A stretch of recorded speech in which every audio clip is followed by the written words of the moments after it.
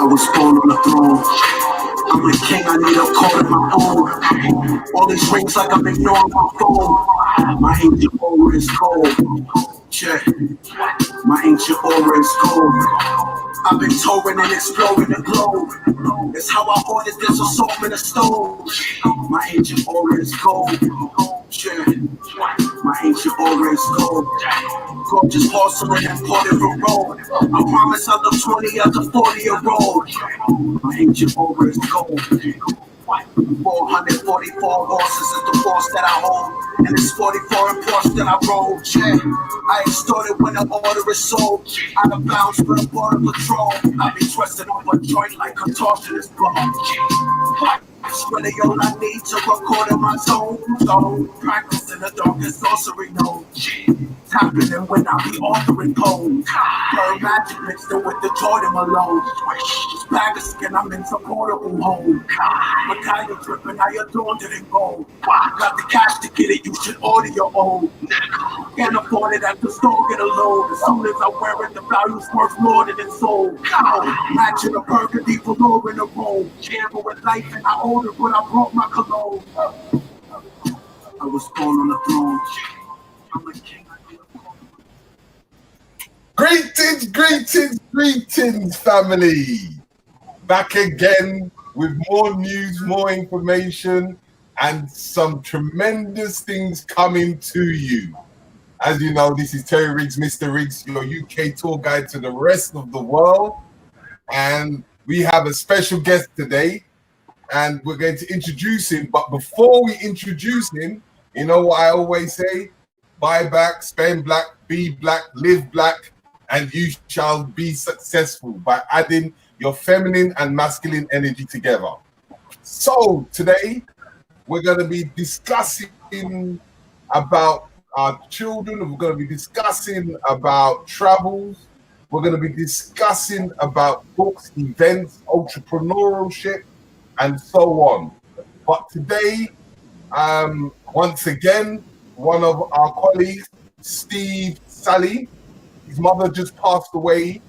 And once again, I always ask for just 1 minute silence for all the people that have passed through this academic problem that we're going through, this situation of this coronavirus. But you know what? Just have this 1 minute of silence before we can go into our dialogue. Thank you.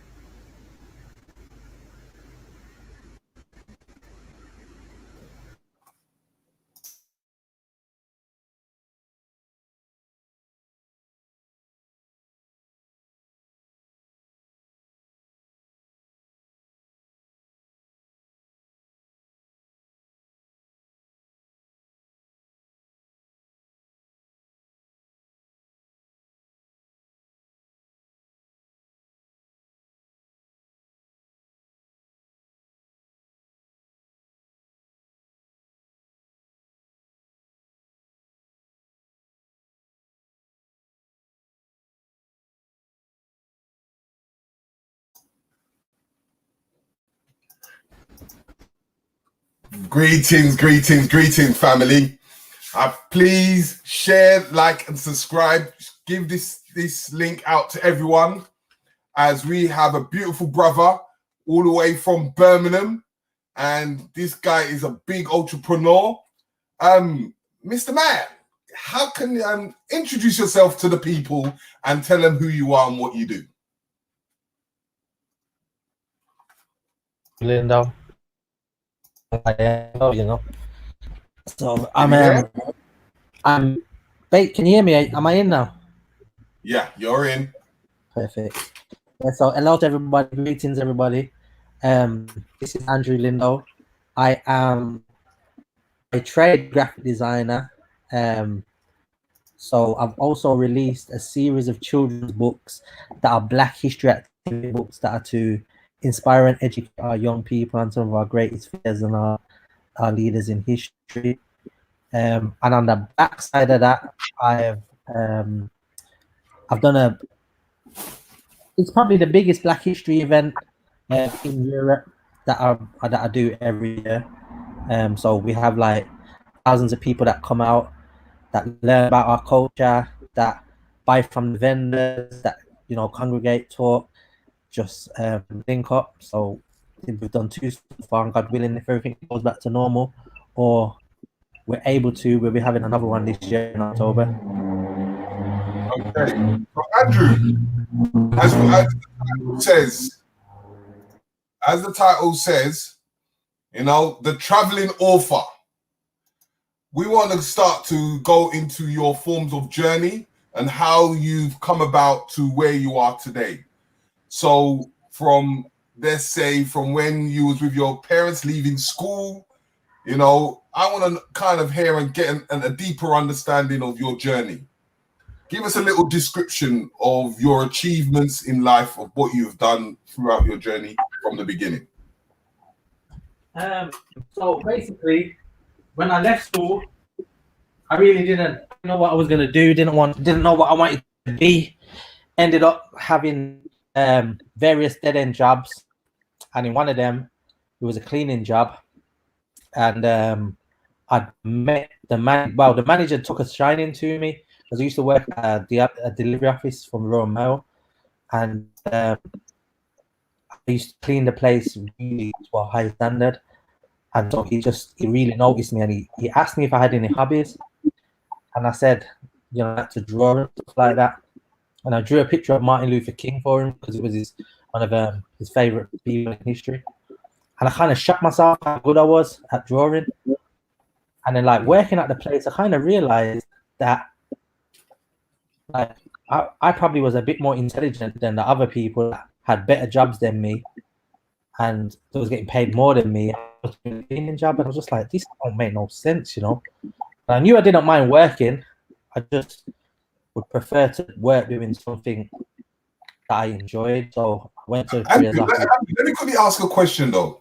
Mommy, slightly cutting you, but like when you're in a job and like it's not really a job for you. Yeah. You find it very stressful at that time when you was working in the post office, or you just did it of your money? I just did it. Both my parents came over as laborers, so like they weren't skilled professionals; they were just laborers. So I didn't really look up to someone to see a skilled professional to know that there was options out there like that for me to get into different careers and stuff like that. So I didn't really find it stressful. I just found it it was a job. It was something that I did to get paid, kind of. So no, I didn't really find it. Yeah. So, but what gave you that drive? Because some jobs we don't really want to do it.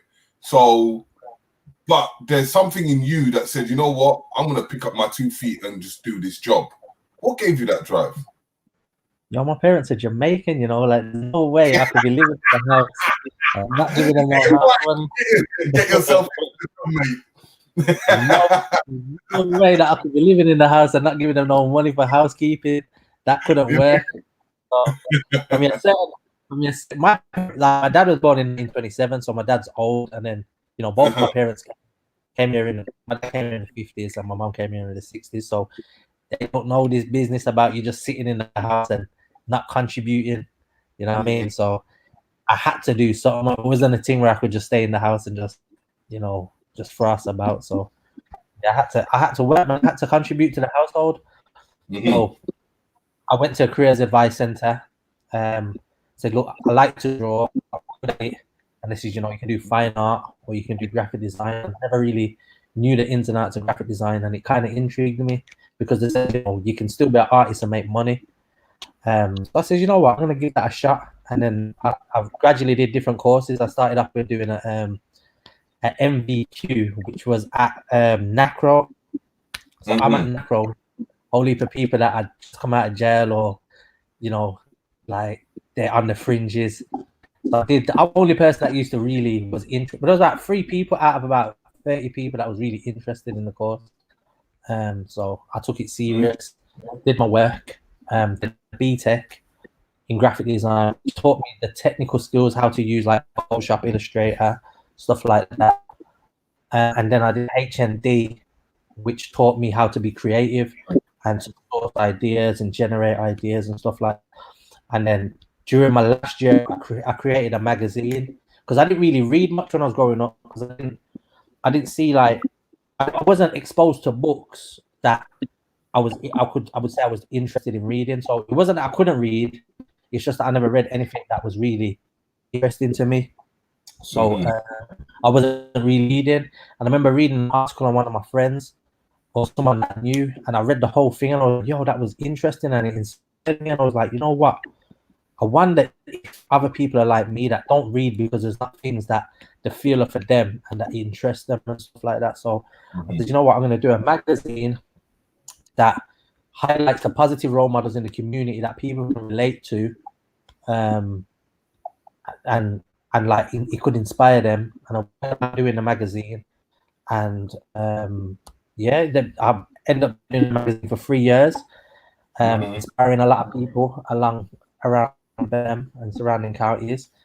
And that was my first introduction to working for myself and doing a project that I was passionate about, which was to, like, the same thing as the books, was just like, inspire and educate people about themselves, their people, their struggles, what they are, their potential. But he covered a lot more things than the books. So he covered nutrition, careers, inspiration, Black history. So unfortunately it had to stop because there was a lot going on and I was doing everything. So I was writing the articles, designing artwork, I was doing the photography, I was distributing them, I was doing the sales, and it was a lot. So it took its toll on me. So after 2 years, I felt like it was. But hold on, right? There is a saying, right, that they say that a jack of all trades but a master of none. Didn't you do a lot of stuff? And did you achieve at that critical point when you were doing so much stuff? Did you find it difficult, or was it something that you had passion for? It's something that I had passion for, but you know what it is? I feel like a lot of projects end up going stagnant or stopping because of lack of support in areas where people can't. But they need support in the area and they don't have no one to help them in that area, so they end up like longing out their project or putting it on hold or just not doing it in general. And with me, like, graphic design is a multi-disciplined art form. So it's not just working on a computer, it's fine art, it's drawing, it's photography, it's typography, it's copywriting. It covers so much. So in graphic design, it teaches you to be multidisciplined, to do different things. So the photography I could do, the graphic design I could do, the illustration I could do. Like I wasn't into sales, but like I had to do it. I think in business, beautiful to outsource because you don't want to spread yourself too thin. But unfortunately, especially when you're starting out in business and you don't know that much, you either have 2 choices: don't do it or do it yourself. Because we don't have the luxury of having the support around us that will allow us to have the things that we want. So it was a thing where either you do it yourself or it just doesn't get done. So I ended up having to do or fulfill 10 roles. But being in business for so long, I've seen some people in business that do 10 roles, that they're the secretary, they're admin, they're the accountant. It's just one of them things that I think we probably have to do for the first couple of years in business. I wouldn't say it's the best business approach. But I feel like if you're serious and you want to get things done, it's an approach that you might have to consider taking. Okay, so from that, you came to a point where you said that you was at the post office and you said you liked Black history and you liked your artwork. Where did you go from there? So you know what happened? I just walked out. I walked out of the place one day. You know, I think it was mid shift, and I don't know. So my head just took me. You know, and I thought, you know what? What's sad? This I ain't working here no more. I just walked out, and from that day I walked out. I never looked back. And then I've been working in graphic design. I studied for 4 years after that, and then after that, I went straight into a job where I was designing the adverts for the Yellow Pages. I did it for like a year. I got laid off, and I'd already done the prototype of the magazine. So a lot of people at my workplace was really encouraging me to say, you know what, this is your opportunity now to get this done and start your business and stuff like that. Labour was in power at the time, so grants was going out, and somebody had put me through to a company Unlimited that was giving a £5,000 grant to start a business. So I tapped into that, managed to tap into the grant, started business. That £5,000 paid for me to get a computer, the programs I needed, and I paid for one issue to get done. And I ended up doing another 5 issues after that, like through the business. So the business model was successful. It was hard and it would have paid off, but like it was really demanding. It took its toll on like my personal and my relationship that I was in at the time. So I ended up just sacking it off. It was a lot. I was doing like 30 people's jobs, and you just stepped onto something, because I like to show people when people are going through the process of trying to do the entrepreneurship. And you said you was going through something and it put a bit of stress on your relationship. But let's not even go too deep. But why do you think it put pressure in that format of when you was working and you was having a relationship? Was it because you wasn't working together with that relationship, or you were solely focused on your work that your relationship, you started to get pulled away from your relationship? I think it was a bit of everything, you know. I think people underestimate how much hours you have to put into your own business, especially when you're doing so much. That can take a toll on any relationship, whether it's a romantic relationship between you and your children, a relationship between you and your parents, and even friends, because so much friends I've had to drop off and stop contact with them because you can get consumed in the amount of hours that your business takes up. And it's a thing where you'll end up working like 14 hours a day, 16 hours a day, have very little social, like no social life at all. But like these are the choices that you have to take to give yourself a different type of living. I probably don't make as much money as the person working in a normal job, but like there's like I have the freedom to work when I want, where I want. You know what I mean? For me, doing it for so long now, I think that's a priceless thing. You know what I mean? To be able to kind of like to do what I want when I want, kind of thing. But like through the magazine, it really got so much people's attention, and it was so good at doing the job that I intended it to do. I ended up winning 2 awards. So I won the first award was in 2007 for the best startup business in the UK, and then in 2010 I won another award for the local Pathfinder on the Birmingham City Council for a contribution towards education and employment in my area, which is so that was how much of an impact the magazine made. Okay. So let me just say a shout out to all the people in the chat room. Shout out to Angela Adams. Shout out to Menelated. Shout out to Black Eyes TV themselves. Shout out to Maxine and whoever's in the chat. Now, I always say, you know what, sometimes we don't mind a bit of a donation into our super chat. at the end of the day, we try to get as much information that we can, and we try to keep you entertained as much as possible. So if there is any forms of questions or answers that you want to ask Andrew, please do so. And a bit later, I might throw the link into the chat. So anyone that wants to ask him questions about his books and etc., please do come on board and ask your questions, because this is what we do on Black Eyes TV7, is to give a platform for the African diaspora and the African people on land to speak their voice, so we can able to work together and unify together. So getting back to our brother Andrew, you know, so when you got to this stage of where things are at and your first creation, how did you go about this? Hello, sorry. Yeah, I can hear you nice and clear.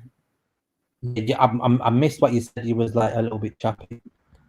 Okay. What I was saying is, out of the whole outcome, how did you come about doing your first creation? As you've started to become this creative person, you've gone into forms of printing, you've gone into forms of photography. Now this thing of being an author is starting to arise.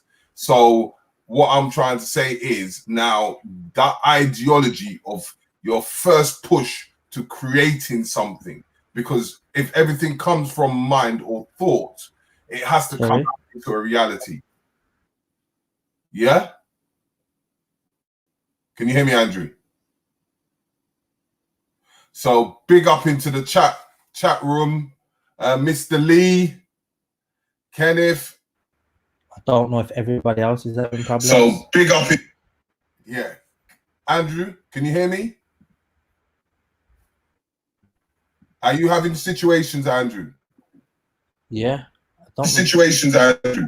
Yeah. Now yeah. I can hear you. Situations, Andrew. Yeah. Hello? Yeah, speak, Andrew. Speak. Yeah. I'm here. I can hear you. For some strange reason, you went all of that. Everything you was just saying just went. I didn't get nothing of what you just said. But so what I was saying is, how did you come about your creation? Can everyone in the chat hear Andrew? Please press 1 if you can. Andrew, continue speaking. All I was asking is, how did you come about your first creation? So with the magazine that I was doing, what I realized from doing it was maybe the impact would have been a bit more powerful if it was directed at younger people, because it was really directed at like teens to young adults. And I feel by the time you get into like your teens, you kind of form an opinion about who you are, your interests. You're probably interested in girls, you're probably doing your thing on road or whatever. So like the subjects I was covering, like history, self-improvement, I don't think they're at the forefront of your agenda at them ages.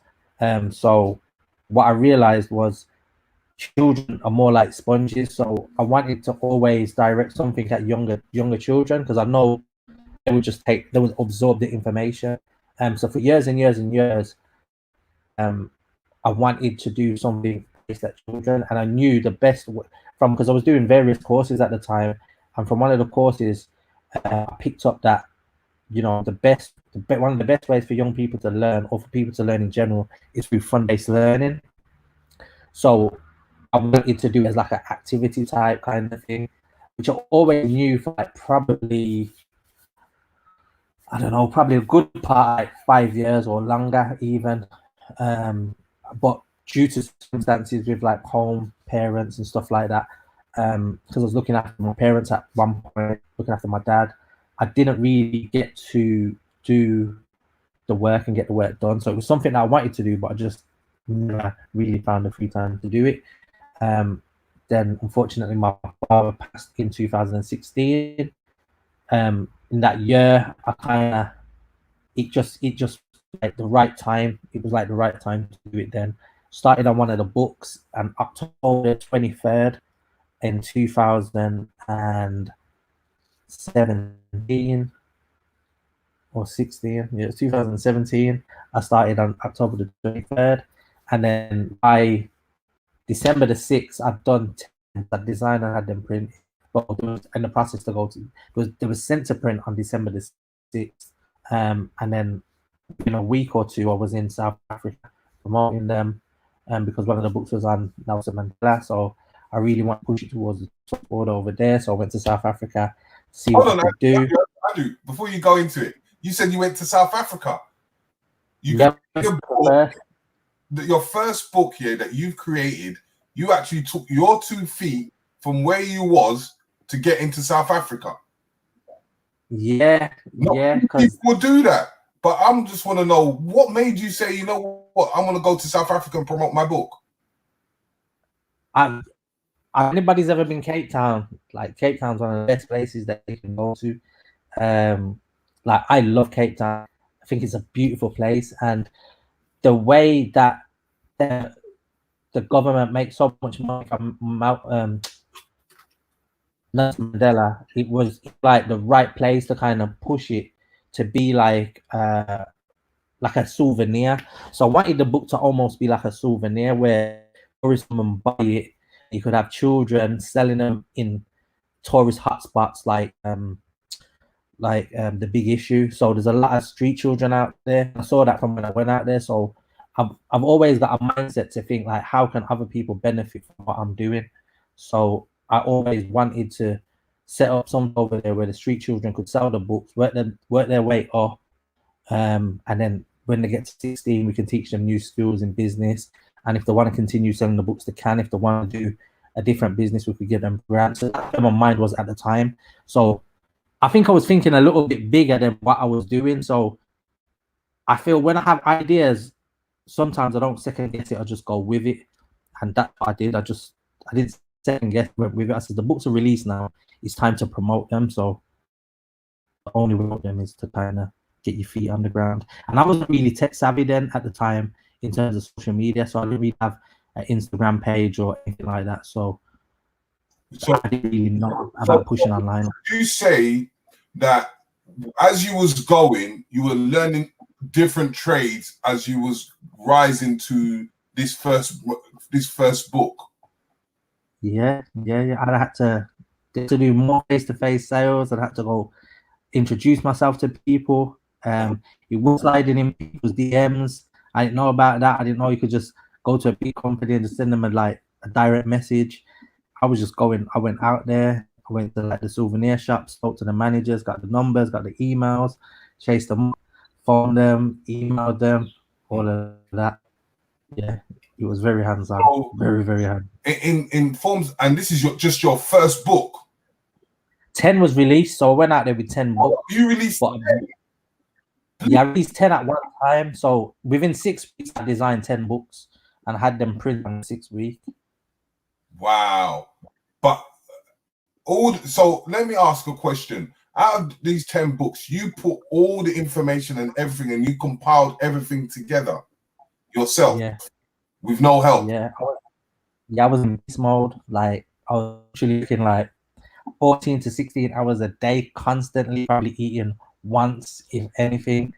And I was just stuck to the computer working. I think sometimes as a creative, when you're in that space and you're being creative, you just can't afford nothing to break your creativity. It just flows, and like when it flows, it's like you can't stop it.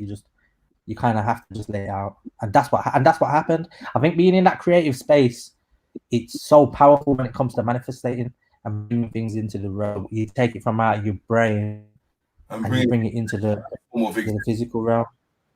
Wow. So and that kind of taught you the craft.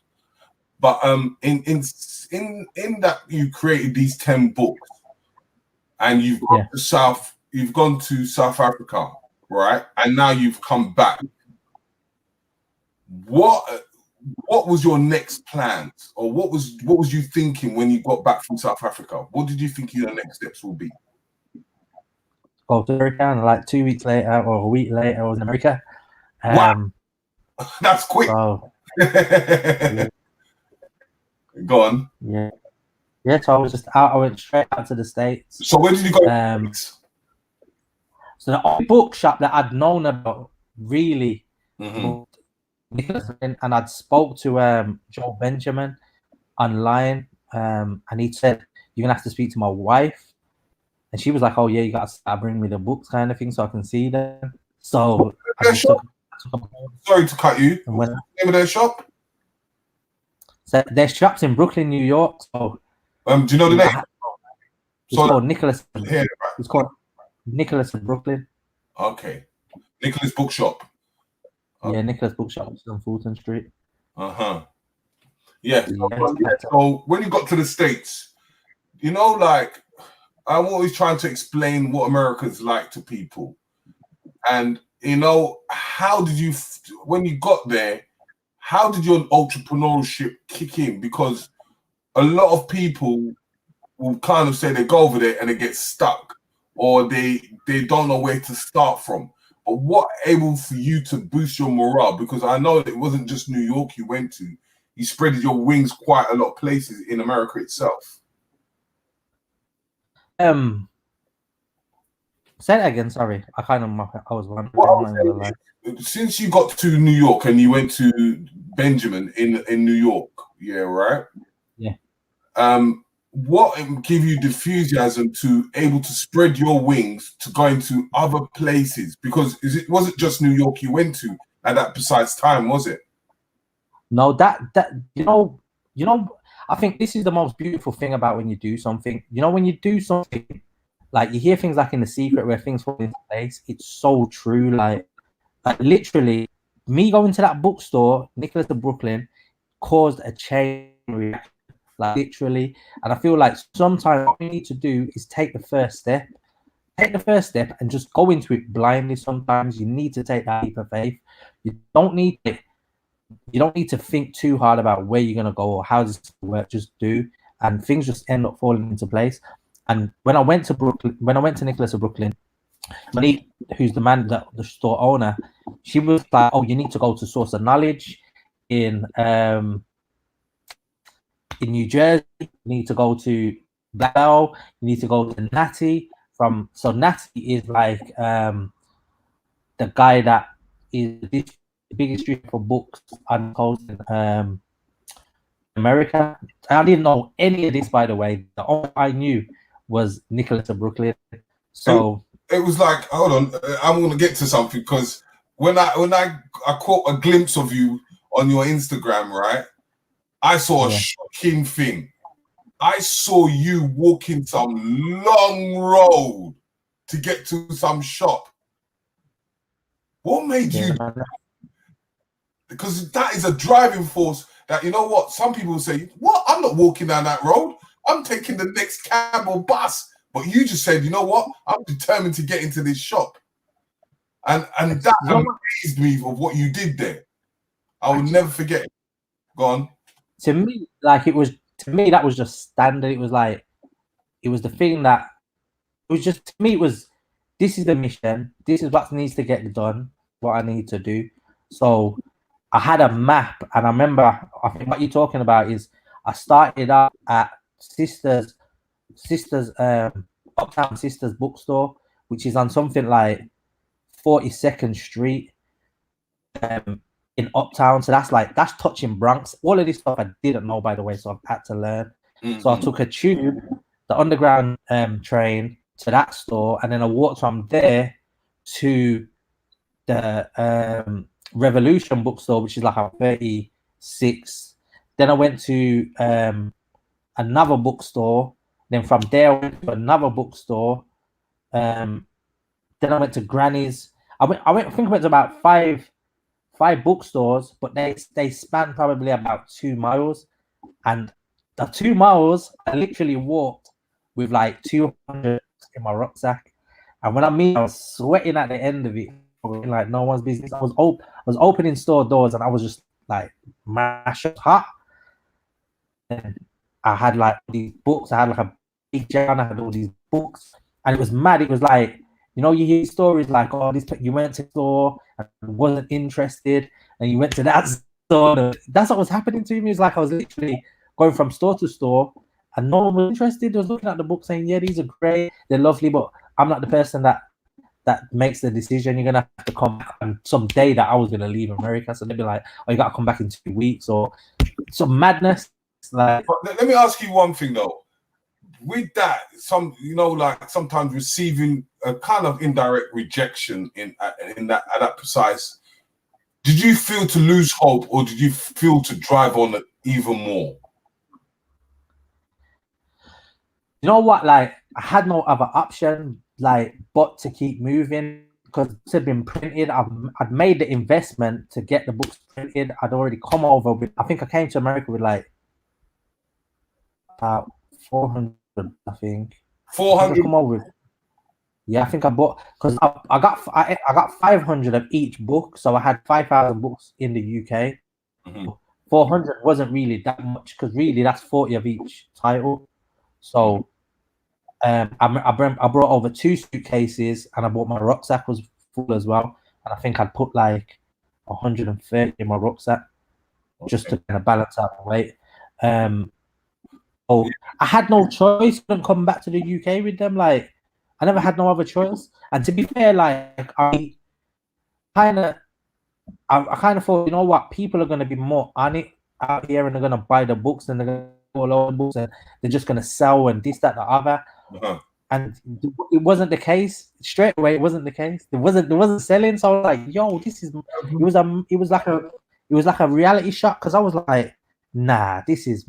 Because if somebody was to tell you, yeah, go to America, it's the land of milk and honey, you know, the streets are paved with gold, all of this stuff that like Africans was like, they think the world's paved with gold. yeah, that same mentality. You kind of go, you think, yeah, you gotta be in it to win it. Like you gotta you gotta work hard to make it. It's like I'm realizing that thing hard, it weren't easy. I thought it was gonna be, and then I got to less, and I think they took 100 books. Or did she take 50? I think she took 50, and then she took another 50 before I left. And then I sold some. So I ended up selling them all before I left. Like I had about 3 days before to leave, and I ended up selling all of them. By the grace of God. A second. Can you mention the 10 books that you created?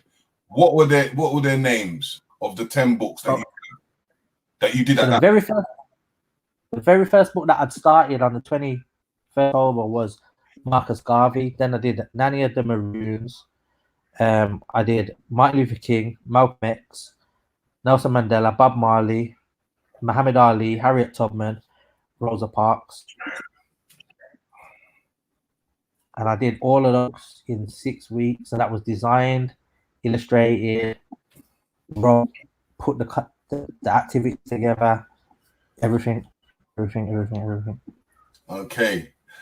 We've got a good guest in the house, and he's coming to support our brother because he's got stories to tell about our brother. But we're going to bring him into the house, and he's going to introduce himself. Greetings, special guest, all the way from Ghana.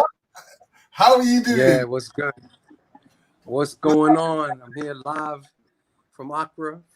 We here during this stay-at-home order, coronavirus insanity that we're going through. NWO. I guess they're doing what they need to do, huh? Mm-hmm. So what's going on? Yeah. Give an introduction to who you are because people need to know who you are.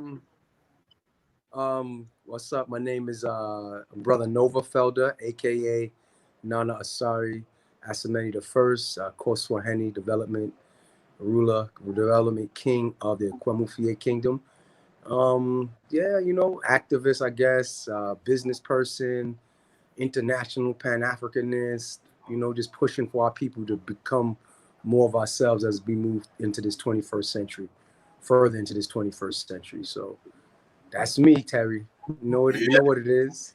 So I want you to give us, because even though when I went to meet Andrew and I knew Andrew came to the States, but I want you to tell the public the first time you met Andrew and your feelings and understanding of what Andrew has. Beautiful question. I believe that was January 2018. I was as I do on the weekends, I set up on 125th Street selling my books and conscious literature and clothing and things like that. So it was a rainy January, and I was set up under this awning, and I had something spiffy on, and I was like, oh, I need to take a picture, even though it's gloomy. So I saw this brother standing over by the store. So I said, oh, bro, can you mind taking this picture? Brother said, not a problem. And then the brother said, oh, you sell books? I said, yeah. So he was like, he pulls out of his bag these beautiful crafted books, Black History student activity books. And for anybody that knows the craft that I'm in, we call ourselves opticians. We're here to raise the dead. So whenever we see something like that about Black history and culture geared towards children, we automatically get a rise and are happy. So I was like, oh, yeah. And I was like, are you the author? He's like, yeah. So that brother happened to be our brilliant brother, Andrew Lindo, of Black History Activity Books. And our relationship just, that was about going on 2 years ago. It just took off from there, Brother's been brilliant. I've been to UK twice. I saw you the first time. I met you that summer, I think 2018, Kerry.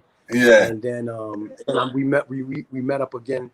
We even went to Usain Bolt's restaurant and hung out in London and in Rome. I met you before when I was there in 2018. We met up. Remember, we met up. The first time we ever met up was the time of the Unity Conference. That's 2017. Right. But right. But what I was You're right. Yeah. I met you before I met Andrew. Yeah. Yeah. Yeah. You're right. Oh, Yeah. You reminded me, bro.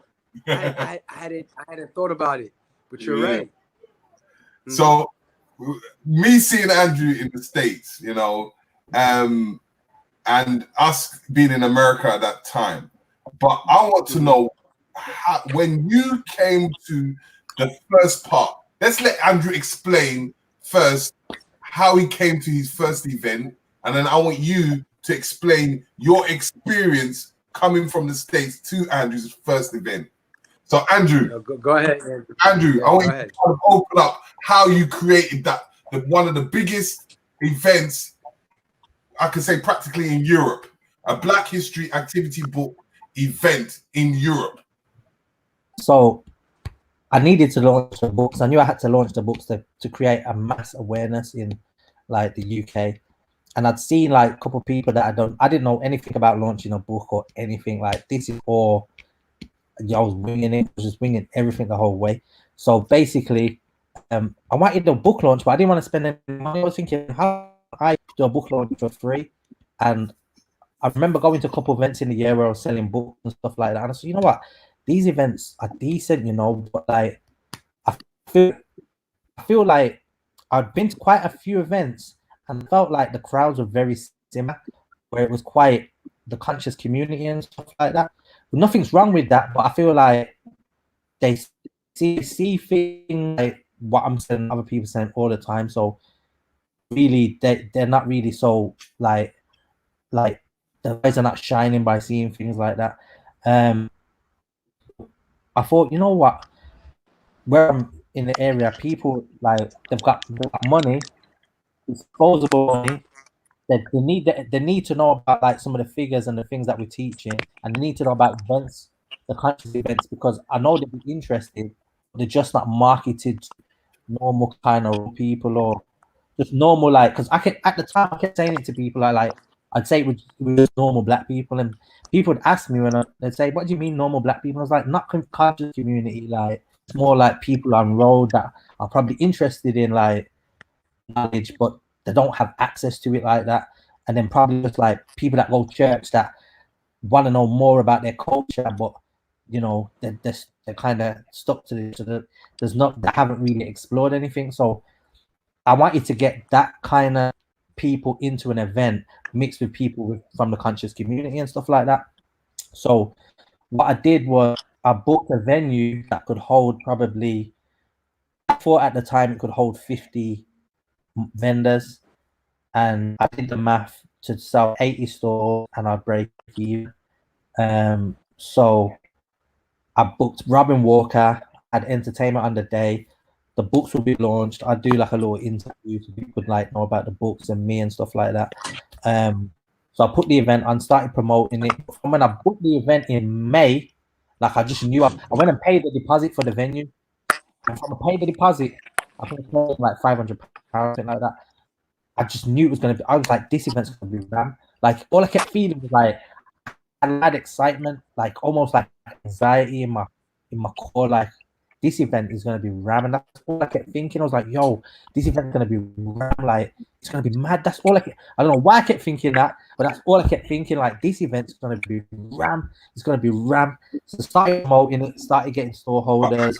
Stop pinning it for a second, because you said you got a venue. You got to put the activities in that venue. I want to ask you a question. Was you self-funded? Yeah, like it was the money that I made the books, so I went and paid the deposit. So, and plus, I'm a graphic designer by trade anyway. So, a lot of what I do is being propped up by the work that I like, my business. Like you practically did everything yourself. The same way you did your books is the same way you applied to your event. Yeah, it was just for me, like you need to get something done, you just need to get it done. For me, I just thought application forms for funding, I think if you're into that kind of stuff, for me, I just felt like it was hindering my time for me, because I'm as a creative, when you're putting your energy into different areas that are not creative, that's a hindrance. That's just going to take you off your square. So I didn't want to fill in no application forms or get funding. I was like, yo, I can do it. I ain't going to pay for all I need to do really is put down a deposit, and I'm not going to be paying for it out of my own pocket. It's going to pay for itself. So I was never thinking it was a thing where I need to get funding. I was just like, I just want it free, and I don't need to make money off it. I don't need to capitalize off it. I just need the event to go on and people to get awareness about the event. So I put down the deposit, and nothing was selling. Like it's the same thing with the books. Like people were interested. It was like, you ain't never done an event before. Like I remember this one woman did the book. She was like, you have never done an event before, would never pay. I've done an event where I was charging £1 for the table, and people saying to me it was too expensive. I was like, yo, do you know how expensive it is to put on an event? Like the venue was over $2,000. The venue was like $2,500 for the venue. You gotta get flyers printed. You gotta do all of these bits and bobs. You gotta pay stage, all the add-ons. I'm like, £50 too expensive. People are like, oh, it's too expensive. You've never done an event before. Why are you charging so much? And I couldn't. I was like, I pay £70, £80 at events, and like probably like a couple hundred people turn up. If I'm lucky, do you know what I mean? And I don't never question how many events there, whatever. I just go and do it. So I felt like, wow, I'm doing an event now. People are just questioning me and not wanting to support. So I think it was coming up to like the end of August, September, like 2 months away, and I was nowhere near making the money I needed to make. And I was just like, nah, I'm not gonna make the money. I was like going through a thing. I was like, nah, it's not gonna happen. I have to pay like X amount of grand out of my own pocket to happen. And as typical Black people fashion, everyone comes in at the last minute, like just at the last month. Just at the comes at like everyone wants to book. Everyone wants to book. I'm booking in like loads of people in a week. Like, no, we got another booking. People are phoning up here. I want to get on it. After it's been promoted for 6 months, or like the good part 6 months, no one was interested. But all of a sudden now, everyone wants to book tables. Didn't I tell you it was going to be like that? You did, because I was saying it to you. It was like, nah, people are not interested. Not going to get the store holders. And then typical fashion, everybody starts buying their stores for their spaces. And it happened. Instead of getting 80 to break even, I ended up getting 100. I think I got 93 paid vendors, and those were like my own stores and others. So I had 101 stores altogether by the time the event came around. And from that minute when I made that booking, the feeling that I was getting, it's going to be ram. The place was like ram. Crazy. It was packed. It was mad. It was, and the energy in there was so good. Like the energy was beautiful. Like I remember you asked Yeah. you in an interview with me, and you asked me like what do I think of the event? I was like, it's beautiful. Like the event was so beautiful. The vibe in there was just like it was just like you could just feel the love in the atmosphere. Like you know, I've been to enough venues and like I've never been to one where it was like that. I'm not saying it was my event because everyone felt it like it was bad. And then from then I'd seen that there was a genuine need for events like this where we come together as a community and you know we come together to celebrate our culture and how great we are and our crafts and our businesses and to promote ourselves. And I've continued to do it again last year, which was even bigger. But Okay. I had to invite my brother over. A bit further. I just want to say thank you to all the people that have logged in today. And, you know, please keep on sharing, liking. And at 10 o'clock today, we've got one big brother from the USA, New York, all the way to Detroit, who is a holistic, and he's now not just minister, he's now become doctor. And we're going to be talking about all the herbs, and we're going to say, where do we stand with holistic medicine today? So we're going to go in with our brother, Dr. Inky. So oh, my brother. Make sure you can tune in at 10 o'clock tonight. He'll be there live. Thank you, my brother. You know, we're going in. We're going to hit every single person across the globe as much as possible. You saw we have Professor James Smalls. If you missed it, please go back into the archives and check it out. When was he on, Cherry? He was on last week Friday. Oh, okay. I'll look it up. Yes, it was fantastic. He broke down a whole heap of stuff. It was amazing. We got George Macon on Friday. He's going to be doing his little piece. And then we've got the International Sister Circle. And we've got one of our princesses, queens, who's going to be talking about holistic parenting, homeschooling at 5 o'clock on Sunday. So there's many more people to come. So we're going to just be training through while we're in this rest period, while we're all at home. I'm trying to bring the public to you, the whole community to you, to your home doorstep, right in front in your house. So yes, now we're going to go back to the one and only, but you know what? I don't want even to say Felder no more because I want you to tell the people. Nah, you can't. You're not supposed to. You're not supposed to. Nah, sorry, it's fine. You're really not supposed to. You know how it is. But, you know, Felder's fine. Nova's fine. Nah, sorry's fine. But, you know, because a lot of people know me by those monikers as well, because most of my life, that's how I built. But, yeah, you wanted me to talk about my experience when I first came to UK. Yeah, when you first came to Birmingham. The event. Yeah, to the event. So Andrew couldn't come to get me from London.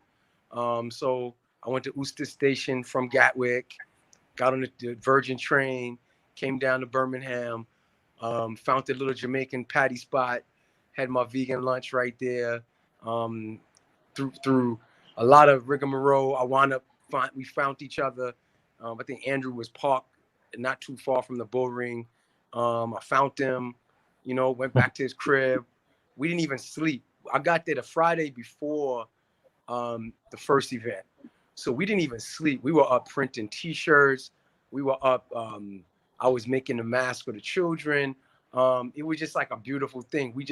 I couldn't even get up to go with Andrew to come to set up the event. I wound up coming before 12 o'clock and setting up and helping set up other things that he needed to do. But the event was, by at least 1 o'clock, it was definitely packed.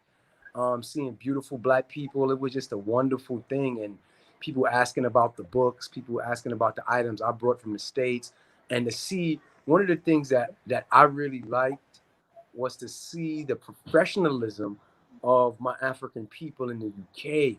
Very organized. You had beautiful books and products, and just the level of professionalism was so high. I was thoroughly and utterly impressed. And and just seeing the unity and seeing the children, being a father, that really inspired me. Because I remember growing up and going to events like African Arts Festival and going to other events across New York City. And oh my gosh, he's just dropped out once again. He's in Ghana right now, so it's not easy. So when he comes back, we will continue that conversation. But Andrew, here he's back. And just get him in. Please subscribe, guys, and like, please. Please press that like button so we can get the highest numbers as possible, so that people can know that this is an interesting topic, entrepreneurship, understanding the history behind it, because we are making history as we go. So yes, my brother, continue as you were saying when you was. Yeah. So my apologies. I'm dealing with I guess it's MTN or whatever network. So sometimes it cuts in and out. But yeah, so just seeing the entrepreneur nature of our people and growing up in that arena, I just felt of late over the last 20, 25 years, the Black community have moved so far away from those things. So to see it live and in person in Birmingham, United Kingdom, I was thoroughly impressed, and my spirit really took to it. And outside of having a beautiful day, socially and politically and economically, it was just the spirit of the place and the people, and seeing people from all different walks of life, elders to the children, to different, parts of the Black conscious community, seeing, everyday folks embracing their culture. I just took my hat off to Andrew. And like you said, you guys you were there interviewing people, and I helped interview Andrew. And I was just amazed that, and not surprised, because I told him his energy is that. His energy is one to attract, is one to do well and do good. So I knew the event was going to be successful, but to have it and see it and have to see it the second year and have seen it grown is an amazing thing. And, it's the continuation of the Marcus Garvey and his movement, United Negro Improvement Association, of Booker T. Washington, of Elijah Muhammad, and Malcolm X, and all of our people that want us to do better. It's just a continuation of that, and you can see the outgrowth and the potential that people have moving forward in this 21st century. And it's just overall, it's just a reminder that we are the past. We as a people are the present, and we most uncertain, without a doubt, we are the future. Africa is the future. And that's just a reminder of that. And I just want to give Black Ice TV the biggest shout out for providing another outlet for people to share and grow and learn information. And, and I want to tell my brother Andrew, I love him and I love the work that he's doing. And, this too shall pass. This too shall pass. This time shall pass, and we'll continue building in person and grinding to create a world that's better for our people and for our children. Okay. But once again, gentlemen, thank you guys so much for doing all that you do. Yeah, but I just wanted to say one thing, right? Because you're in the prime place, right? And before we go from one event to the second event, you did a maneuver with Andrew. And that maneuver is where you're at right now.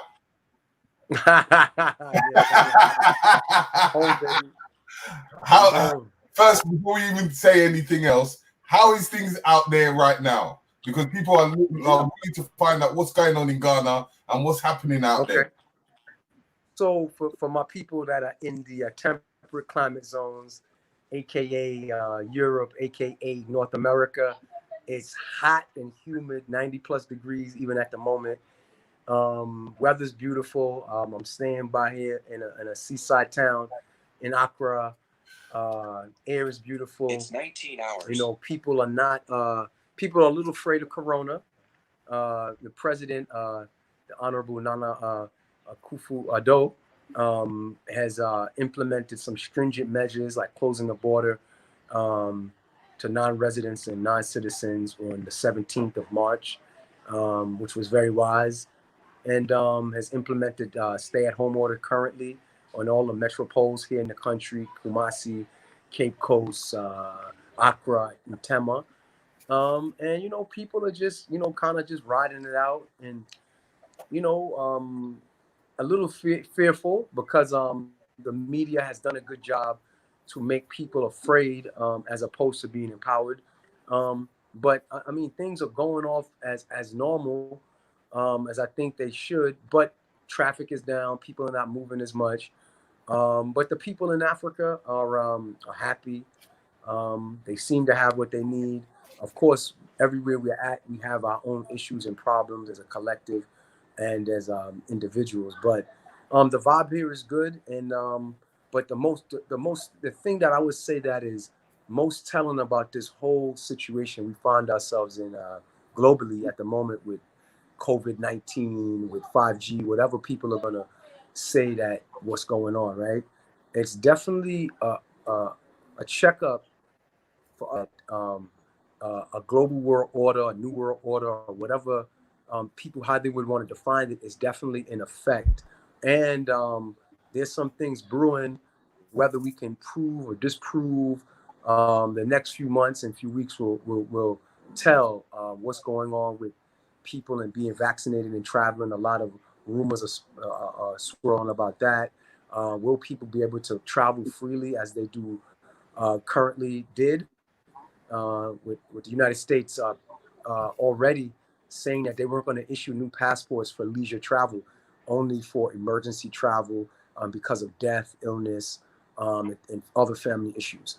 So, we're living in a very precarious time that we have to pay attention and take everything in, but with our good sense and logic, make the best decisions as individuals and as a collective. Use our time wisely, study, come out the other side of this situation with a new skill, some new ideas, some new inspiration, meditate. One of my brothers I grew up with, DJ Pudge, aka Pudge Mental, on Instagram is doing multi-weekly live on Instagram Live meditations, guided meditations as a family.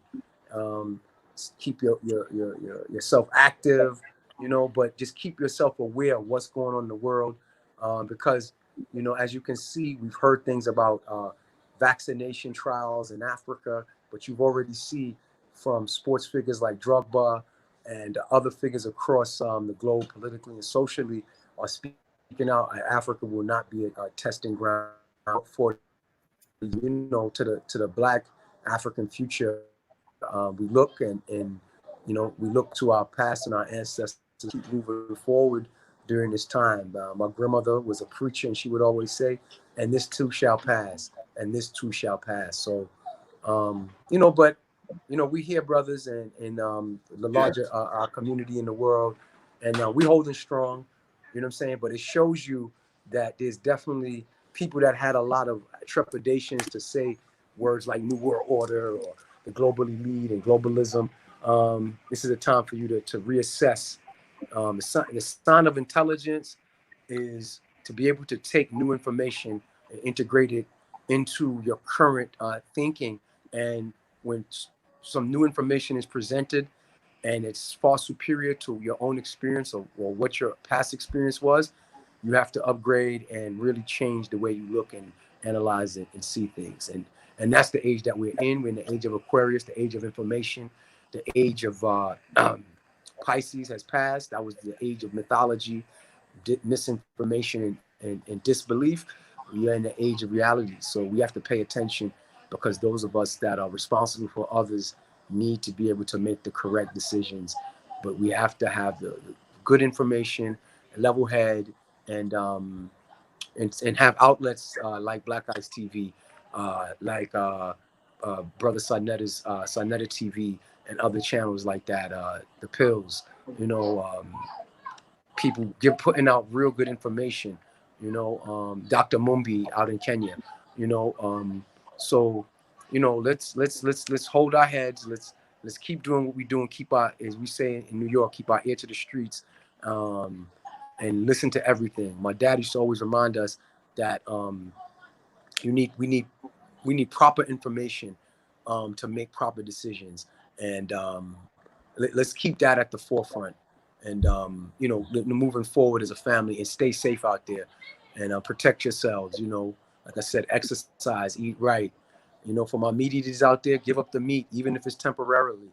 You know what I'm saying? Whether it's 5G, whether it's a novel coronavirus, COVID, SARS-CoV-2 virus, please just keep yourself fit, keep yourself mentally strong, spiritually strong, and physically strong. So that starts with reminders of people, right? May they rest in power, like Dr. Sebi, Dr.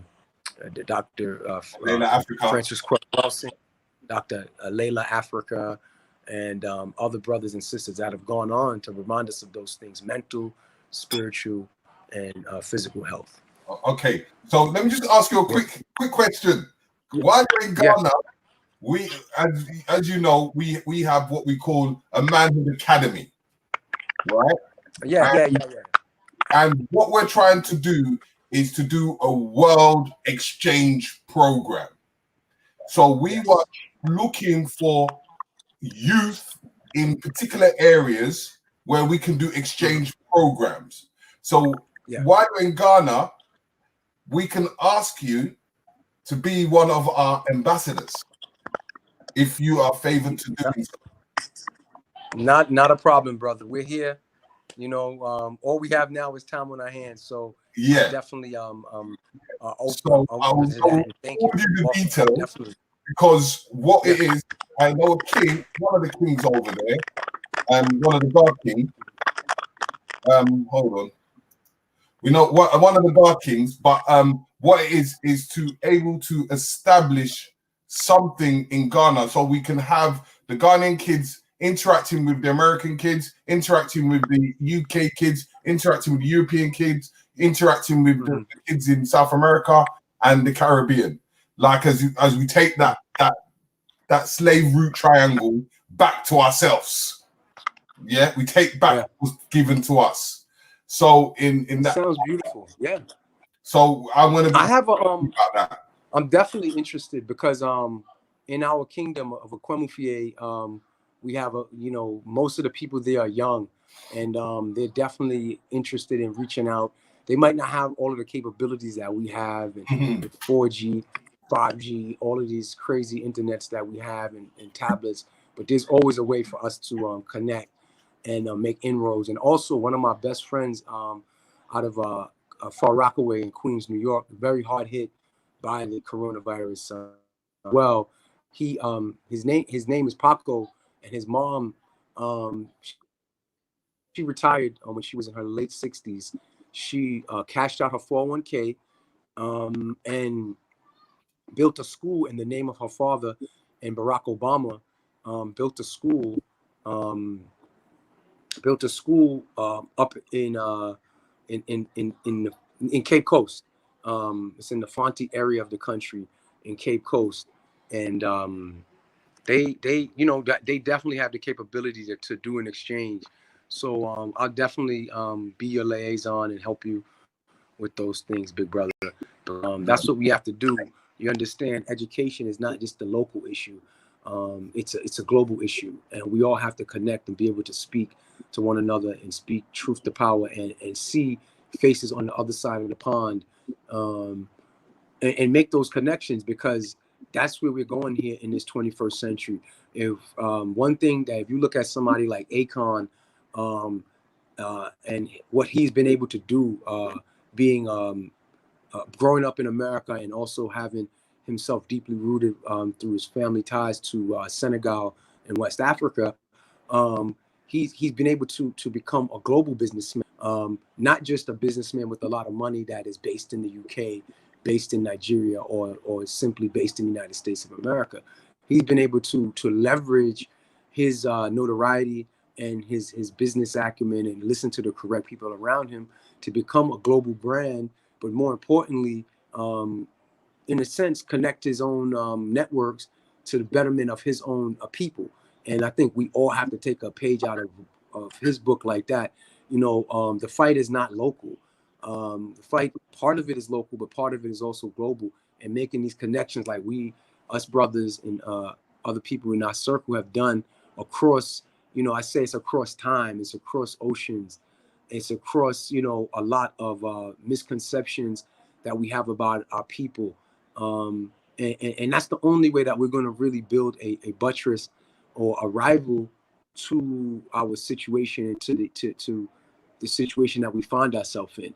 Once we do that, we take the best and the brightest from all over the world, and we have, you know, sit downs face to face, online, and we talk about different ideas, because I think we'll find that we're all dealing with the same issues as individuals, as a collective, and we'd be very surprised to know where we can help each other. Shea Moisture, you guys probably have seen it, has just started a $1 million fund to help Black businesses based at this time in the United States. But you know, that's something big. But you know, further, you know, I have a little bit of an issue with that Shea Moisture, though. You know what that is? Yeah, well, I mean, yeah. What is the issue? I like what they're doing, and it's cool. But it's the people that sold it, who they sold the company to. Because in forms of like Nigeria, Ghana, and a few other places, they sold out if it wasn't for that company. But right. I'll talk with that on another note. But now, I was just saying that as an example of you know, things that we as a collective, you know, are doing in our own individual pockets. Not that, you know, I don't even, you know, you would have to educate me more on that situation specifically with Shea Moisture, but just as an example, you know, the thing is not to get trapped. We have to learn that we should not get trapped in our location that where we're born or where we may find ourselves. We have to understand our struggle is an international one. Our struggle is a collective one. And there's so many facets to it that we have to keep open minds and keep the lines of communications open. And, you know, you, Terry, you've been an ambassador for years at making that happen. And then Andrew became an ambassador, and then I've become ambassador. And I was raised in an international household, one parent from the South in the United States and one parent from the continent in Kenya and East Africa. So I grew up with that type of mentality, but many of us have not. We get colloquialized, and we tend to make a lot of misconceptions about our own brothers and sisters and communities that are in different locales that we've never traveled to. And I think it would just behoove us to work together and create these larger communities that you're doing with Black Ice TV and some other brothers and sisters that I've seen and organizations are doing across this planet. So I just think I want to commend you again on the work. I'm open. Let's get it done. Like I said, I'm the Okoswaheni of the Kwemu Kingdom. That means the ruler responsible for development, and I've added an education. And in my estimation, you don't build a building to build people. You build people to build people and to build those buildings and to build the industries that you need. And that's my office. That's what we stand on. So, like I said, any way in which I can help and push that forward, I will, because I see the need for it, and I see other groups move in the same manner. And I think that we are at a loss for not moving in that way in larger numbers. But other than that, you know, Terry, just let's keep up the good work. Let's put something together and continue working with the good brothers and sisters with that good energy, and you know, and push our agenda as a people forward unapologetically, without disrespecting anybody else, but moving for our own interests and for our own people, because that's how everybody else is moving. And you know, and that's what I got to say on that, big brother. Yeah. So Andrew, we haven't forgotten ya.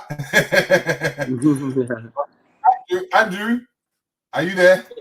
Yeah, I'm here.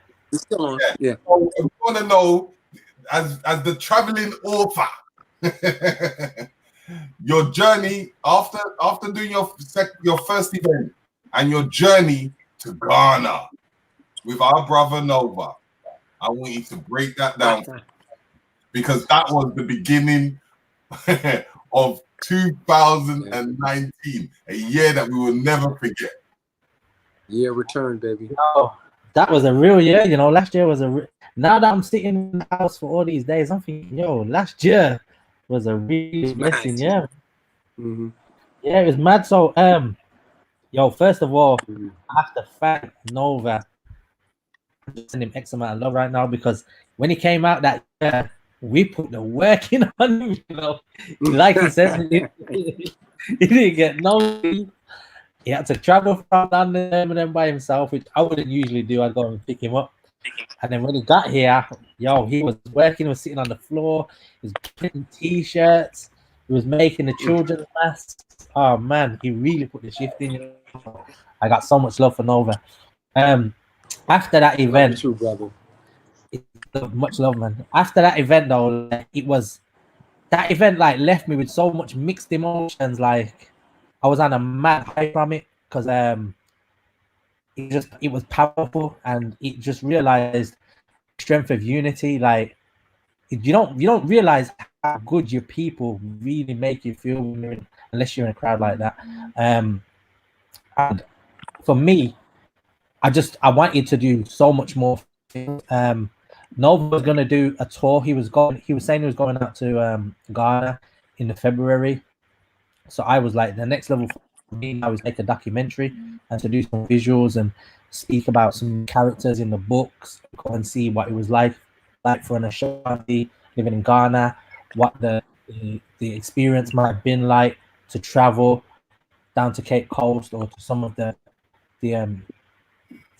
forts, and then go to Jamaica and see what it was like on the other side, and to see if there's any correlation between cultures now in 2019 or 2020 to how it was then, stuff like that. So I thought it was an excellent idea to do a documentary. So I thought, let's go over with Nova, do the tour, find out more about Ghana, find out about my roots.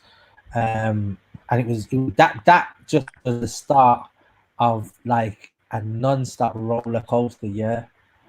I can't believe we did so much in 1 year. We traveled to Brazil. I went to Brazil right after. Remember? Yeah, we did New Orleans. Then we was back in America for the summer, so we did Philadelphia, New York. Then we was back in the UK. I want to ask you one thing though. The experience that you gained from Brazil, I want people to hear, because people have the negative quotations of Brazil, but I want you to talk about the positive things that you saw that blew your mind.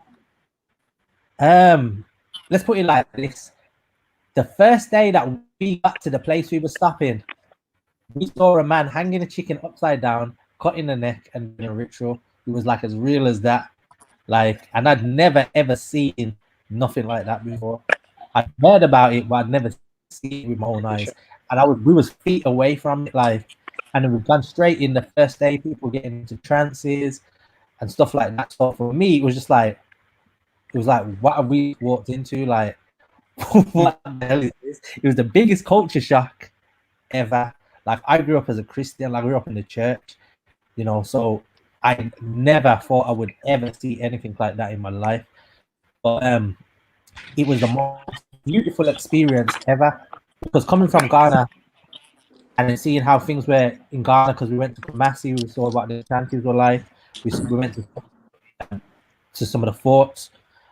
We met some of the bar priests. So we did quite a bit, and then go to Brazil and go straight into the favelas where we were stopping. Like, you wouldn't even, like, you would never think to go there. So that in itself was like the biggest blessing and the most amazing experience.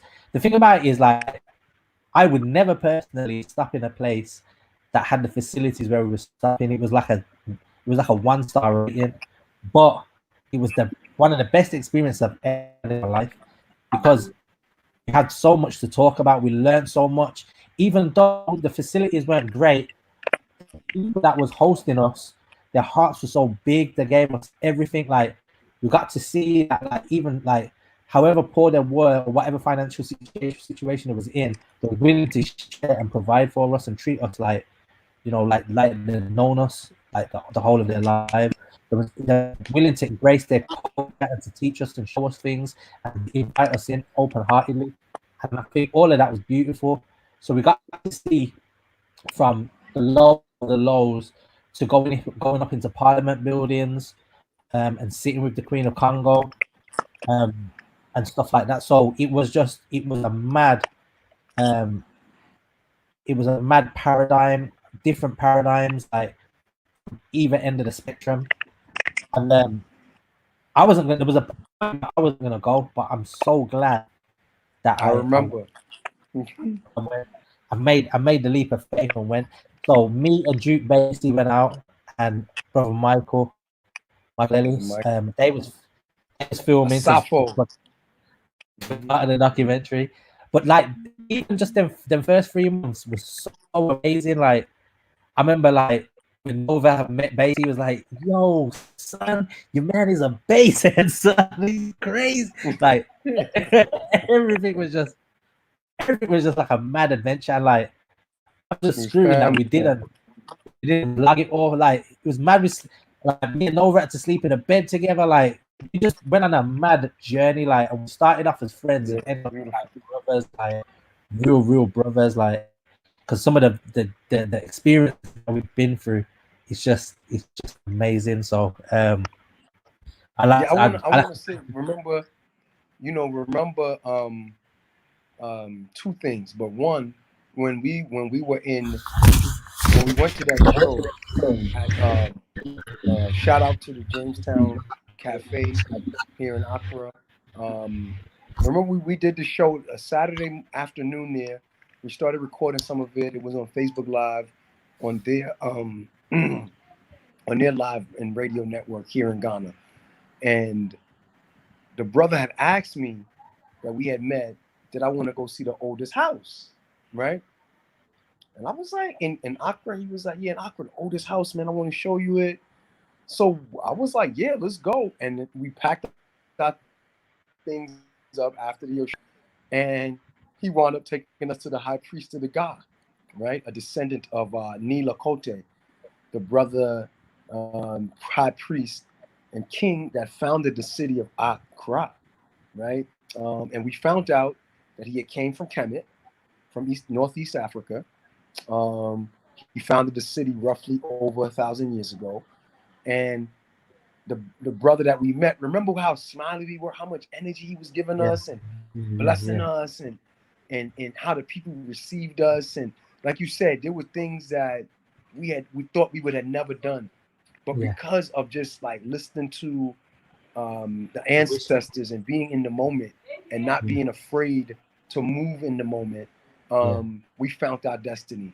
And one thing I would say about that time when we went to the high priest's home in Jamestown was that's when I started seeing for all of us, like our blessings were increased, good decisions were in our favor, and so on and so forth. So, I want to just give a shout out to the city of Accra, which we found is really Akkad Ra. For those of you that study the Kemetic sciences, we living in modern Kemet when you're dealing with the Akan people and other cultures here in West Africa. So I just want to give a shout out to them and to thank you, Andrew, for even I'll be honest, you're one of the first people to follow me to Africa in that way. You know what I'm saying? And the year before when you're talking about, I was like, yo, just come to Ghana, brother. And, that's when I had been to Ghana before, but, I wanted to start building and start doing more for our people at home and abroad. And yo, you took the bait. You took it. You flew with it. You came up with the idea about the documentary, which we're still gonna finish. Don't worry, brother. We're gonna do it.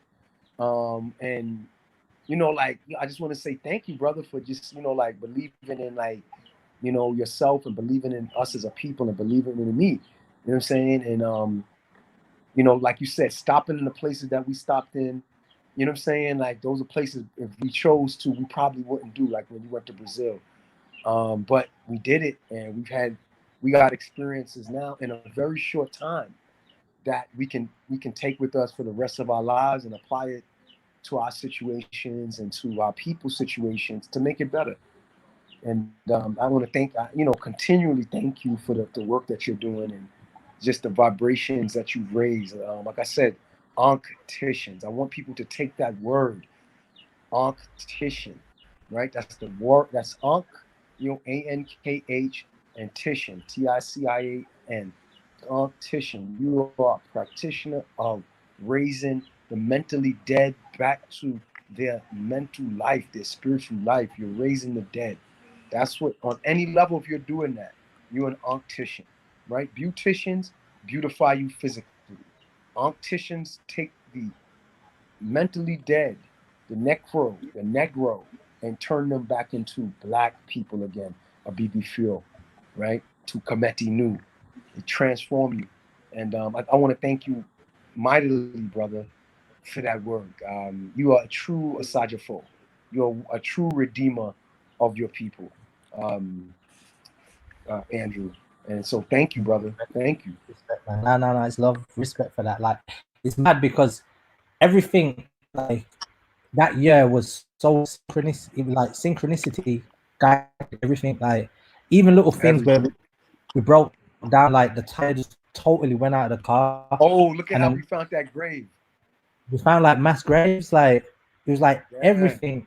The ancestors were speaking to us and guiding us the whole way. Like, the so it whole was way. mad. Like the whole way, To this because day, brother. to To this this day, day. definitely. So yeah, it was a blessing. Even then, when we left and we went to Brazil, we went straight to the carnival. Like, I don't think Beautiful.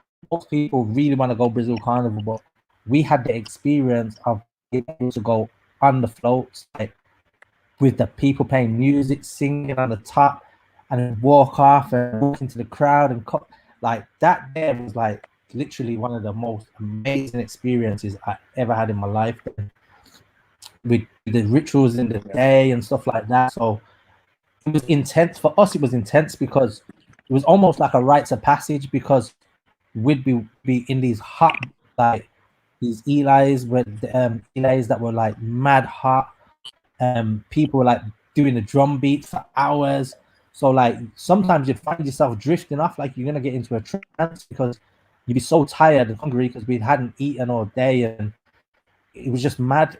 And then we went from that extreme to being somewhere like that, to being at carnival, to being, to like nice hotels and stuff like that. So all of that experience with the Ghana experience, and then go to New Orleans as well, was just it was definitely a blessing, and it's taught me so much.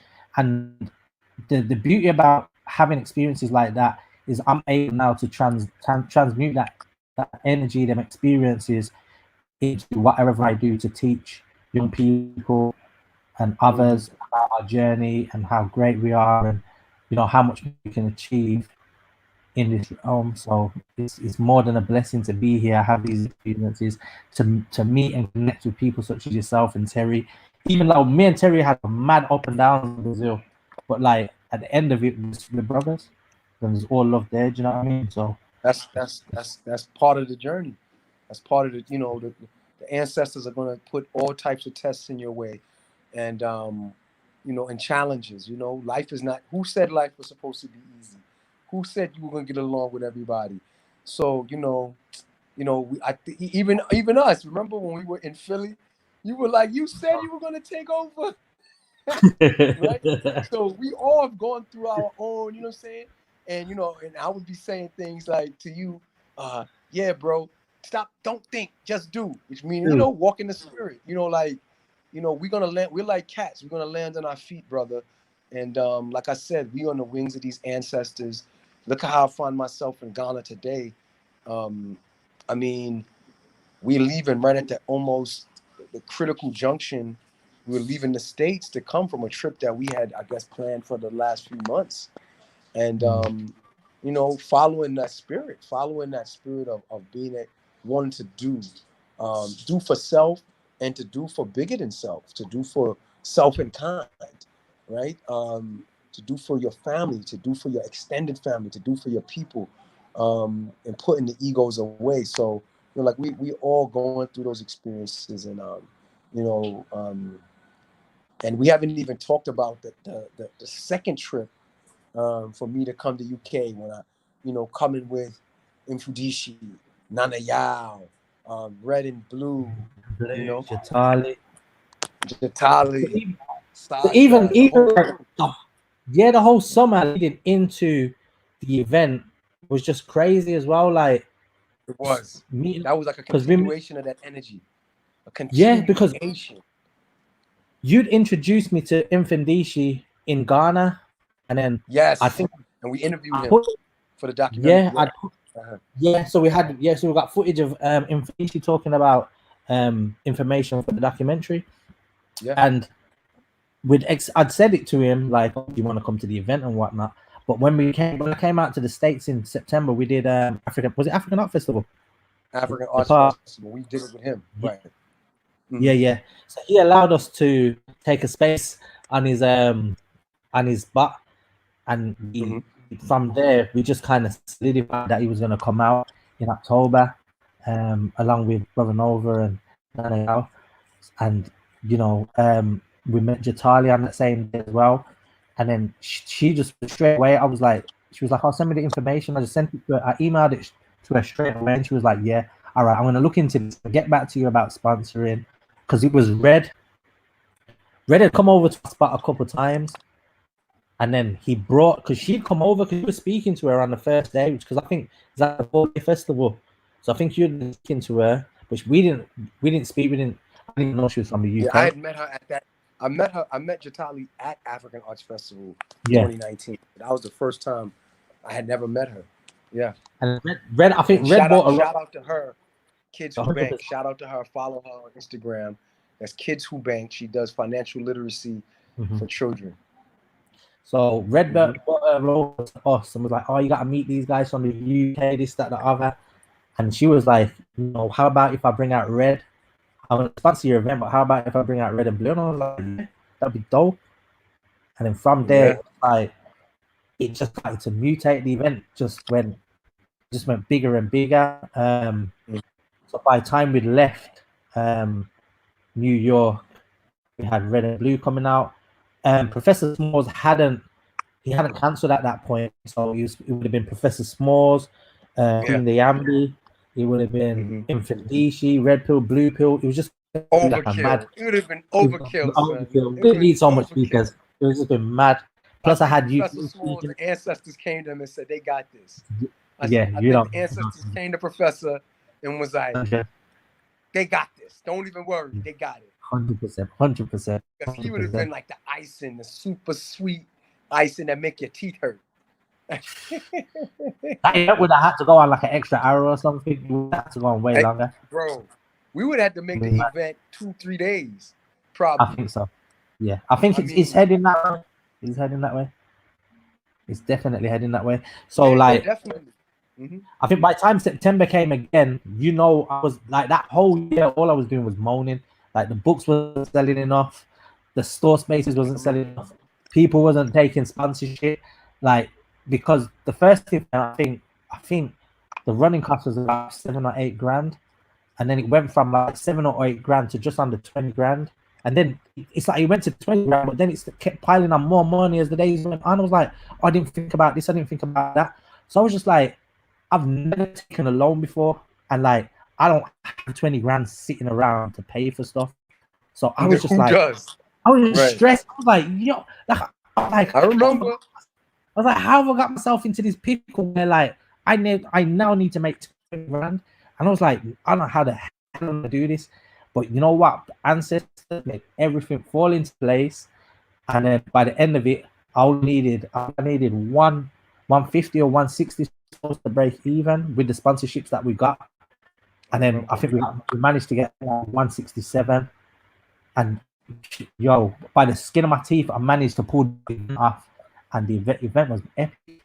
But that was like, for me, what was so beautiful about that, looking back at it in hindsight, it was the experience we were able to give to give to yourself, give to Infant D, to Yao, red pill, blue pill. Because not only that, you came to the event, you went to Leeds on the Friday, you did Jason's event, Yo, where you had like the event, and then you had my event on the Saturday. shout out to Jason. Shout out to Big up Jason Jason. Barrett. Jason Barrett of For the Culture. Yeah. That brother, you know, you guys really, I mean, you know, I try to be a humble brother, but yo, you guys really showed us such a good time as hosts. You guys really, you know, and you know what? You had been so busy, me and you weren't even speaking that much, because remember, I had just came back from being installed in September. I had to get right back into daddy mode, taking Amara back and forth to school, you know, single dad life. So like we were just basically gearing up to come to UK. Remember, Yao had gotten hurt, right? Like a week Oh yeah, before yeah, we yeah, came. yeah, yeah, yeah, yeah, Remember? yeah, So yeah, it yeah. was just crazy. I didn't even know that all the time. I'm like, oh, okay, I'm staying with you. You know what I'm saying? That's what I was thinking. I'm staying with you. Like, yo, we just gonna be hustling. And this brother picks me up. I think I was the last one you picked up from the Yeah, airport. yeah. I left out. I came into Gatwick. So you guys came and got me, and it was Nina. You had already gotten on a Yao and then Fudishi, and it was just, you know, like, wow, like you had the big van. I think like about the 12, 15 passenger van with all of our. I was like, yo. Then you had the flat for us, 3-bedroom, beautiful modern living room, wash and dry. I was like, yo, this brother really taking care of us, like, you know, and that made me just, you know, very proud. You know what I'm saying? That's how we got to do our people. You had us like as dignitaries. You showed us super respect. Jason showed us super respect. Everybody we came into contact with, and you know, a lot of people are going to say the highlight for them probably was Parliament, but it was just, you know, to me, the brotherly and sisterly and family love that we all shared, and the new bonds that we created during those 4 or 5 days we were together. Because the highlight to me of every night was when we all sat and broke bread together as a family, bro. That it was just like amazing. You know, we just worked hard all day, whether that was speaking or organizing or both, or, you know, whatever we did. Going to Parliament, that was a high. We ended that eating at that little restaurant in Calabash, in Brixton. You know what I'm saying? Like, it was just, you know, just a beautiful experience, man. And, you know, just thank the ancestors, you know, and for everybody involved to make it happen. You know, I'm tired of that trope that Black people Black people don't do for self. I think that we could do a better job. I think that we're being undermined in many ways when we try to do those things, but we can't say that or paint the whole board just with Black people don't work together. Black people are not cooperative with one another. That Black people don't do for self. Like, I mean, because that's what I grew up around, and this is what I continue on the journey. You know, we're here. We're building our holistic shop here in Accra. We're gearing up to do our own agricultural project here, and it's everybody that looks like us. We don't have any Chinese money. We're not backed by any European or American bank. We're just putting together our little pennies and dimes and quarters and dollars and working together as a family and making it work. And I think, you know, we have to get away from comparing ourselves to other people, other groups that haven't historically been through the things that we've been through, and give ourselves respect for what we're doing and meet ourselves. And sometimes, you know, learn how to put our personal beliefs aside, 2, our own personalities aside, 3, our religious or spiritual beliefs to the side, and understand that there's things politically and economically that we have to work together as a family, right? And I think we'll see much more. And I think the COVID-19 coronavirus CV SARS-2 virus pandemic that's going on is a perfect time for us to meditate and to think about those things and to get in touch with self and make the connections that we can, like on this platform, Black Ice TV, or the other platforms that are out there.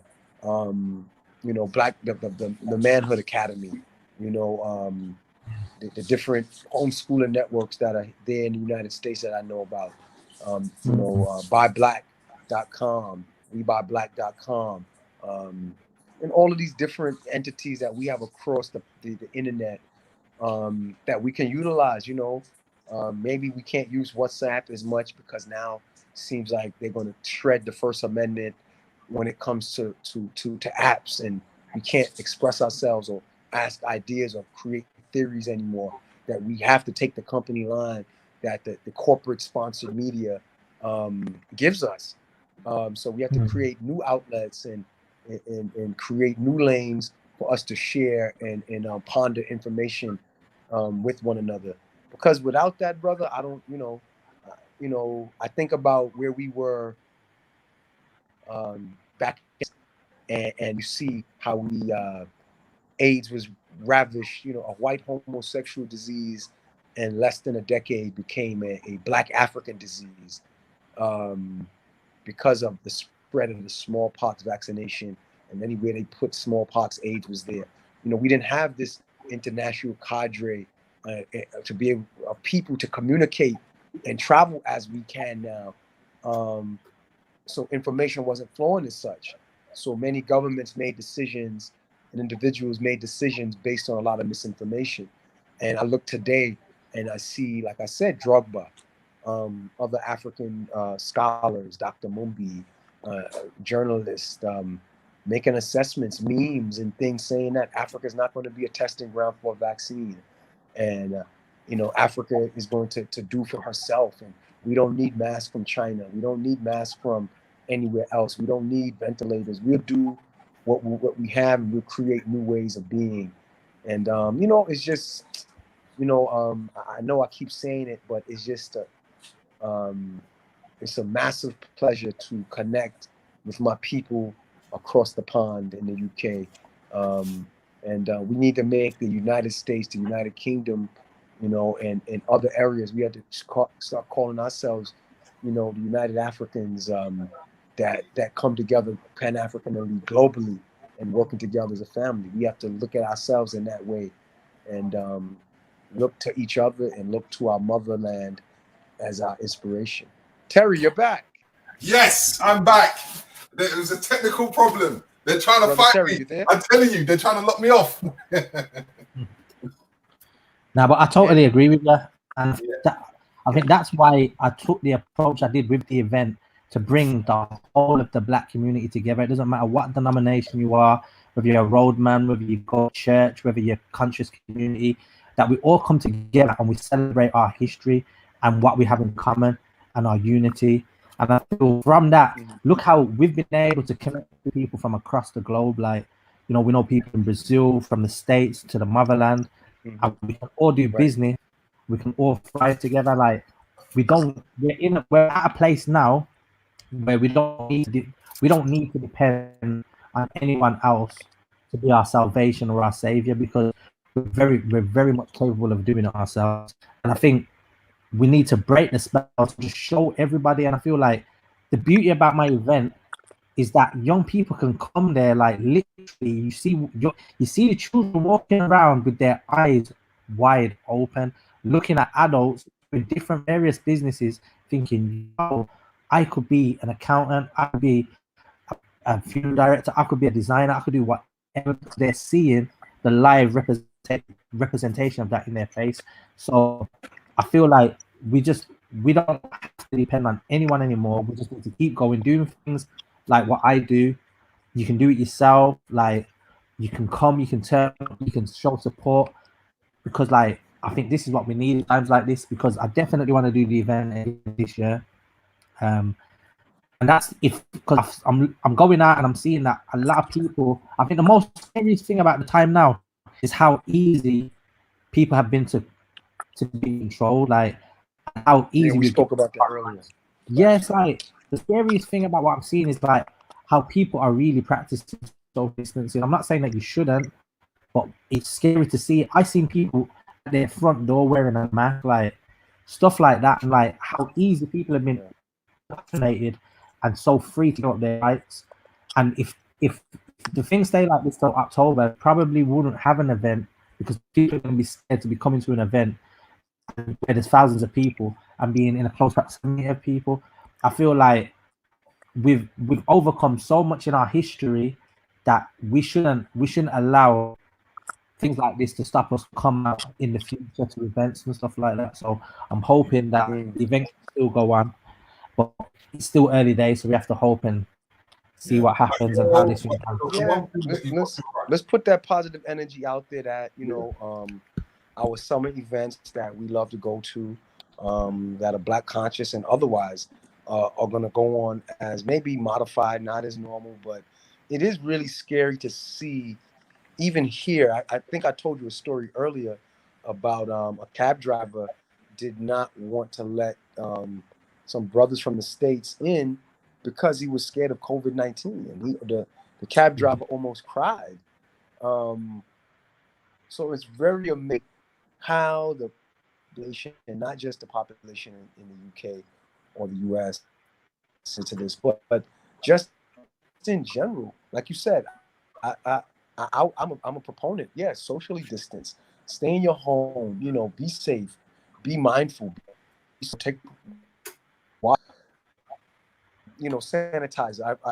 I believe that we all should, but is very and it's not to me, guys, that people have reacted like this. I mean, when we look at how we've been socially engineered in this modern era, social engineering has taken place so years. But the heavy parts, we just go right into actually thinking about one big thing that Brother Willie from Harlem, we call him information minister, the bootlegging your books, right? Bootleg the books. He was saying article. He was saying articles talking about the use of fear. I mean, most of us that grew up as Christian and or some other faith, a lot of times they hell, the fear of damnation, hellfire, and they use these things make people compliant to control to control people, and it surprised me that people would just take what I was telling Nana Yao earlier in a conversation. See, they got a lot of people with the religious thinking already, basically accepts a lot of what, right, because that they look to not already figure is so-called God or Jesus or Allah or another type of deity or outside of self. They don't look to self. You have that group. Then you have the group that believes in the establishment. Their doctors are always going to make the right decisions for them, right? So you have that group, and then I said thirdly, you have the groups that however they may be, are gonna always make the right decisions on their behalf. With that trifecta coming together, I mean, it's very difficult to actually think for themselves. Many people are reacting out of fear to what is going on. They would never admit it. They react to fear like lives. So Andrew, that's why it was so easy for people to just feel like, where I grew up. I grew up in Harlem. I grew up in Brooklyn. I grew up in Queens. And people that said that they walked with Malcolm X, marched with Dr. King.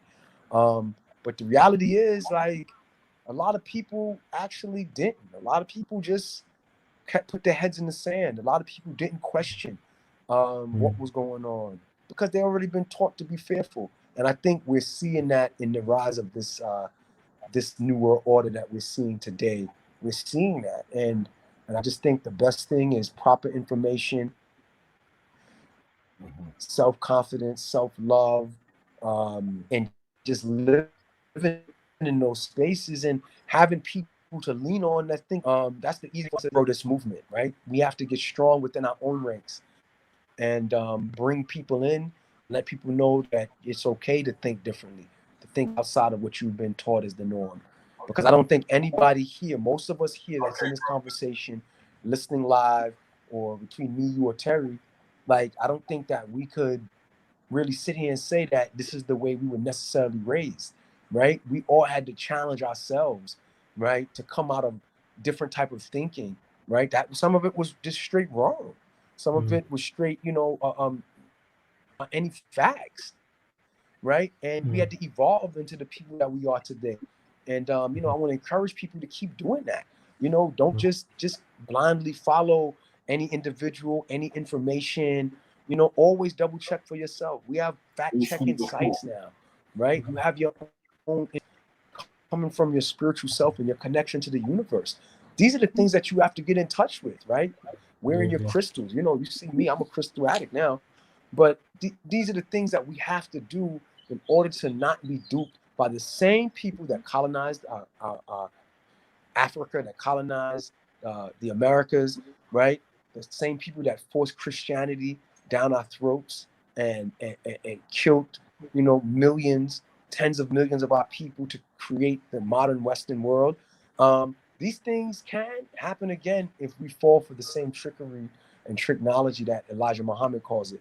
But this is this is a very serious time that we have to be clear on our direction as a people, right? And wherever we share our information, be careful what you say, be careful what you share, be wise, right? Be very wise, right? We're living in a very different time than just a few weeks ago. So on that note, I see, Terry, that you're back. I don't know if you've been listening. I saw a sister put up we've something got about Black about Junction. 8 minutes I left. think that maybe you should shoot that information over to Terry or post it in this group chat here, please, sister. I think it was Sister Angela and everybody else, Melanated Goddess, and other people that I'm seeing chiming in. Thank y'all. You know what I'm saying? Like, we all need each other more now than ever. You know what I'm saying? All we got is us, and that's not a bad thing. It's a great thing. Yeah, so that's what makes us maneuver in forms of unification. We've got a few minutes left, but in talking about Andrew's experiences and Andrew's journey and his entrepreneurship, go back and look at the things he has done, because I don't know if Terry and Andrew are still connected, but like I said, let's keep continuing having this conversation. Let's let's be about our wits. Let's be smart. Let's study. Let's, like I said earlier in the conversation, let's come out at the other end of this pandemic, COVID-19, the CV-SARS-2 virus, TAC 5G, whatever these people want to deem it. I really don't have enough information at date to make a clear demarcation of what exactly is going on. But I know something is going on, and I'm going to say that, just be about your wit, be smart, stick to your, and I don't necessarily mean your religiosity, stick with your loved ones, call the elders and check on them, call people that that live by themselves, make sure that, your people are taken care of, just spread love. Yeah. It's the human way. It's the human way. Okay. That's how we got to this place in time. I support Ubuntu. You there, bro? Yeah. Continue that Ubuntu. Yeah. We've got less than 6 minutes left. Okay, cool. So Andrew, I just want you to give it a quick note. Like I said, I'm there. Ubuntu, So Andrew, I say that's our natural philosophy that we came to, and let's make that, we can do it. Trust me.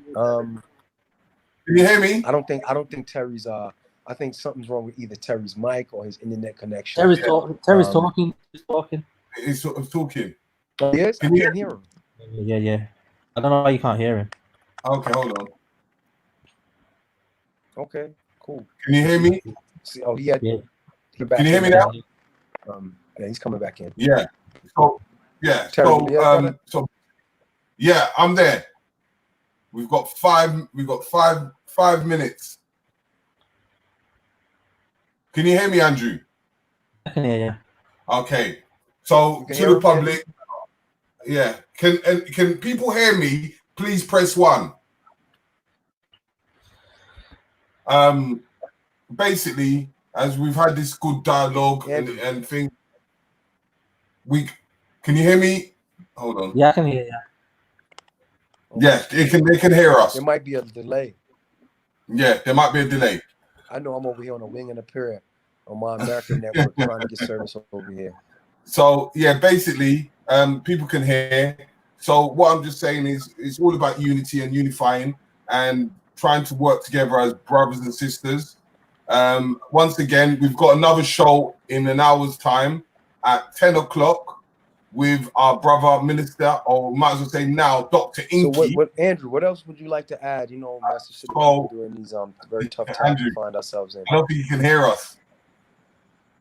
I'd just like to thank Terry for giving me the platform to talk about the books and the event, so people find out. I can hear you. Yeah. I don't know. Just do your last piece, because we're going to be cutting out soon. Yeah, if people are interested in the books, you can go to www.blackhistoryactivitybooks.com. We've got more titles than on the website because I'm just getting that revamped at the minute. You can follow me on your Instagram and Facebook at Newborn Designs or Black History Activity Books.